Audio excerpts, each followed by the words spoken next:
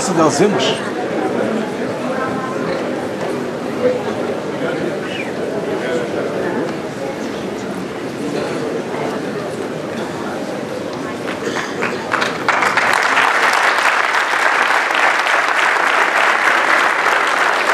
Посебен поздрав за господја Шиповиќ, која што денеска е со нас овде.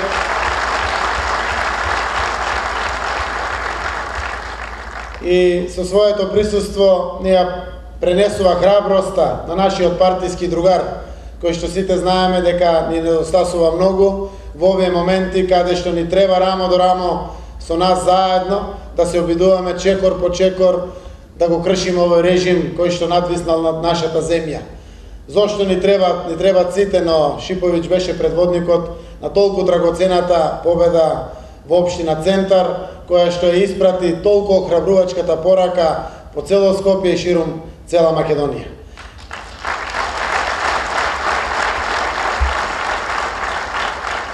Зборувајќи во тој правец, сакам сите овде присутни да знаат, но пред се и семејството Шиповиќ да знае, дека Социјалдемократскиот сојуз ќе ги направи сите можни методи и начини кои што му стојат на располагање да се задоволи правдата.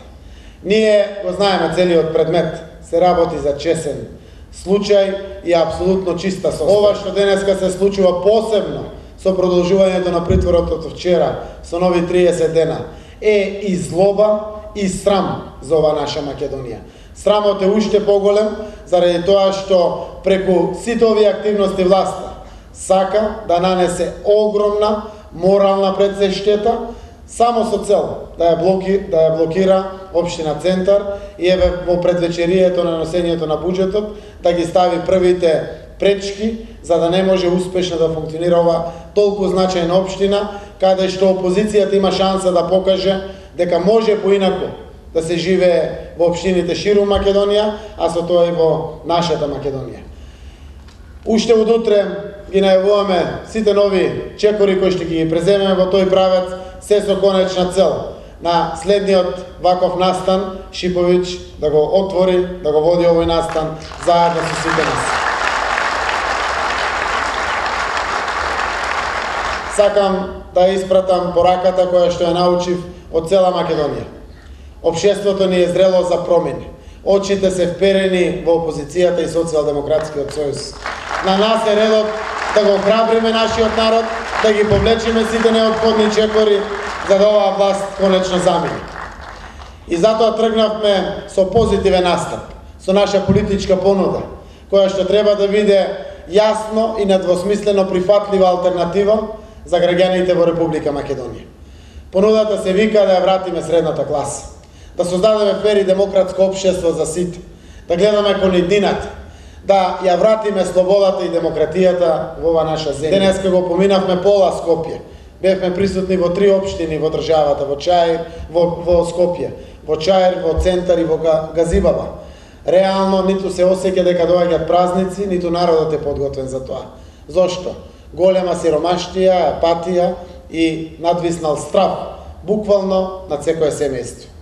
Денеска во нашата земја нема работнички права, нема синдикати. Денеска граѓаните итат, која е најважниот проблем во семејството присутен, а тоа е проблем со здравството во приватни болници, наместо во јавните болници.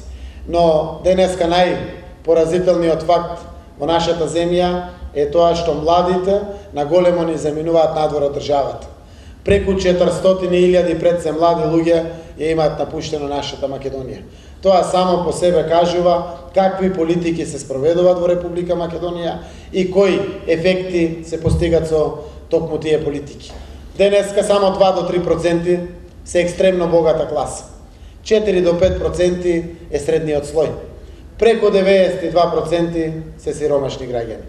И токму од тие причини, ако сакаме пополека да има и економско раздвижување или економски прогрес, мора да се генерират, концепират и спроведуваат политики кои што ќе значат преку сите механизми на државата, пред се редистрибутивни, кои што ги има секоја влада во светот, така и ова наша влада, да ги враќа парите назад кон граѓаните по сите основи. Затоа концептот кој што го нудиме, нуди две алтернативи. Едно е ослободување од голем број надавачки, пред се ново компонирани и измислени од оваа власт и растеретување на семејните буџети во Македонија, а вториот дел е враќање директно на огромни средства преку механизмите кои што стојат на владата на располагање на пари директно кон секое семејство во Република Македонија. Ги гледате мерките за кои што веќе наголемо се дебатира во Македонија, а тоа се мерки кои што се поврзани со даночната политика, социјалната политика, економската политика, работните места, правдата, правичноста, демократијата и многу други сектори.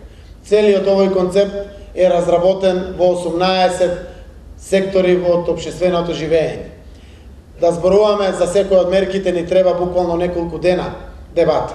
Ке се обидеме вечерва да доловиме неколку значајни мерки за да можете да сватите што е суштината на концептот и како тоа имаме намера да го спроведеме. Прво би сакал сите да ве запознам дека од 5,5 месеци работење на овој документ, повеќе од 4 месеци изгубивме на пресметките. Колку тоа е справедливо, дали нашата земја може да го издржи и колку тоа ќе чини Република Македонија на годишно ниво, но сите заедно не чинат повеќе од 63 милиони евра. Од буџетот 2 милиарди 870 милиони евра, 63 милиони евра генерирани политики кои што враќаат пари назад кон граѓаните, навистина оваа наша земја може да си го дозволи. Вкупниот бруто домашен производ, се што произведува Република Македонија е околу 10 милиарди евра, а буџетот на државата е без малку 3 милиарди евра. Вака концепирана економска состојба, со вака концепирани буџети, и те како многу силно владата преку буџетските механизми кои што стојат на располагање може во многу краток период да помогне да се стабилизира економската состојба во цела Република Македонија.